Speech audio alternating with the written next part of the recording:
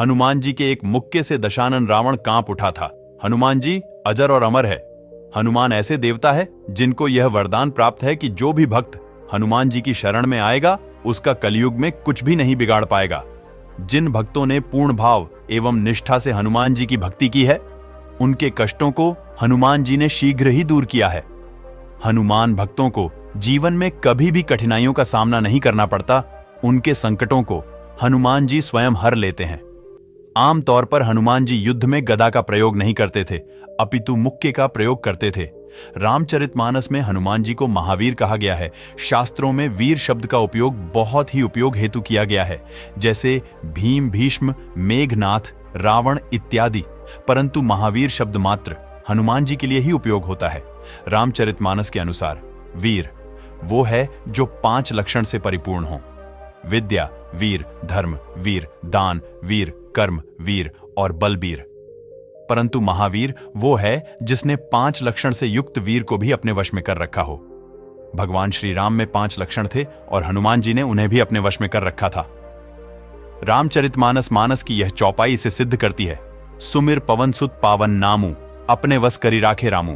तथा रामचरितमानस मानस में महावीर विक्रम बजरंगी भी प्रयोग हुआ है।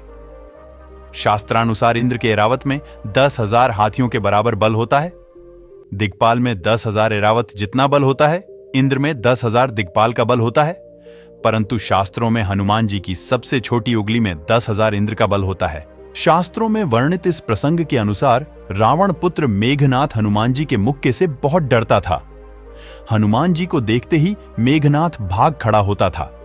जब रावण ने हनुमान के मुक्के की प्रशंसा सुनी तो उसने हनुमान जी का सामना कर हनुमान जी से बोला, आपका मुक्का बड़ा ताकतवर है, आओ जरा मेरे ऊपर भी आजमाओ।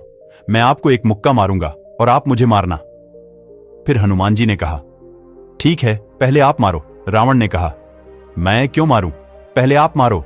हनुमान बोले, आप पहले मारो, क्योंकि मेरा मुक्का खाने के बाद आप मारने के लायक ही नहीं रहोगे। अब रावण ने पहले हनुमान जी को मुक्का मारा। इस प्रकरण की पुष्टि यह चौपाई कट है।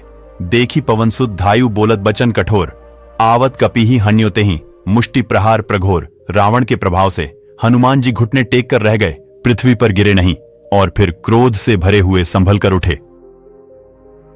रावण मोह का प्रतीक है और मोह का मुक्का इतना तगड़ा होता है कि अच्छे अच्छे संत भी अपने घुटने टेक देते हैं।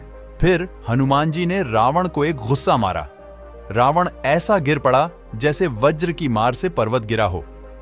रावण मूर्छा भंग होने पर फिर वह जागा और हनुमान जी के बड़े भारी बल को सराहने लगा।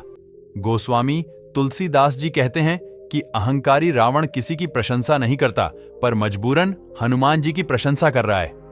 प्रशंसा सुनकर हनुमान जो को प्रसन्न होना चाहिए, पर वे तो रो रहे हैं, स्वयं को धिक्कार रहे हैं। गोस्वामी जी के अनुसार हनुमान जी ने रोते हुए कहा कि मेरे पौरुष को धिक्कार है और मुझे भी धिक्कार है। जो है देवद्रोही, तू अब भी जीता रह गया। अर्थात हनुमान जी का मुक्का खाने के बाद भी रामद्रोही रावण जीवित है। मोह की ताकत देखो। मोह को यदि कोई मार सकता है तो केवल भगवान श्री राम, उनके अलावा कोई नहीं मार सकता। इसकी पुष्टि यह चौपाई करती है। मुरुछा गए बहोरी सो जागा, कपिबल विपुल सराहन लागा, धिग धिग मम पौरुष धिग मोही, जौं तैं जियत रहे सिसुरद्रोही।